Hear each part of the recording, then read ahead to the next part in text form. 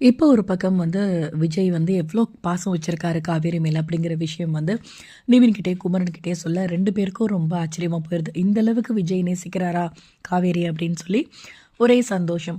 சரி இப்போ ஒரு வழியா கிளம்பி வந்தாச்சு. வந்ததுக்கப்புறமா நிவின் போயிட்டு நம்ம எல்லா விஷயத்தையுமே காவேரிட்ட சொல்லலாம் அப்படின்னு ஃபோன் பண்ணும்போது, அத யமுனா பார்த்துடுறாங்க. "இந்த நேரத்தில எதுக்கு பண்றீங்க? ஃபோன் பண்றீங்க காவேரிக்கு" அப்படின்னு உடனே, "நான் உன்கிட்ட பேசல" அப்படின்னு சொல்லிட்டு வெளியில ஃபோன் எடுத்துட்டு போயிட்டு திரும்பவுமே காவேரிக்கு ஃபோன் பண்ணி எல்லா விஷயத்தையுமே சொல்றாரு.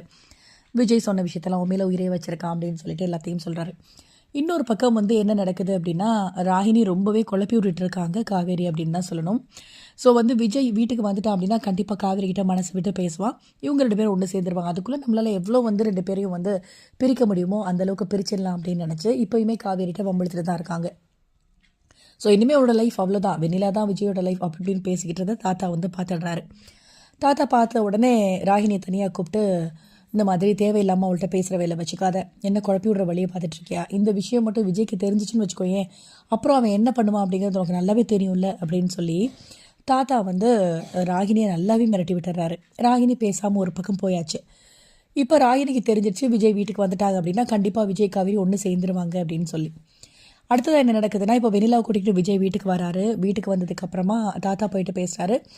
வேண்டாம், நீ வெண்ணிலாவை வீட்டுக்குள்ளே வச்சு நீ ட்ரீட்மெண்ட் பார்க்க வேண்டாம், வெளியில் எங்கேயாவது கூட்டிகிட்டு போயிரு அப்படிங்கிற மாதிரி தாத்தா சொல்ல, உடனே விஜய் அப்படியே முடிச்சுட்டே நிற்கிறாரு. காவேரி என்ன பண்ணுறாங்க, விஜய் மேலே இருக்க நம்பிக்கையில் வெண்ணிலாவோட கையை பிடிச்சி வீட்டுக்குள்ளே கூட்டிகிட்டு வராங்க. என்னடா விஜய் பேசாமல் இருக்கும்போது காவேரியே வெண்ணிலா கையை பிடிச்சி உள்ளே கூட்டிகிட்டு வராங்களே அப்படின்னு சொல்லி எல்லாருக்கும் ரொம்பவே அதிர்ச்சி ஆகுது.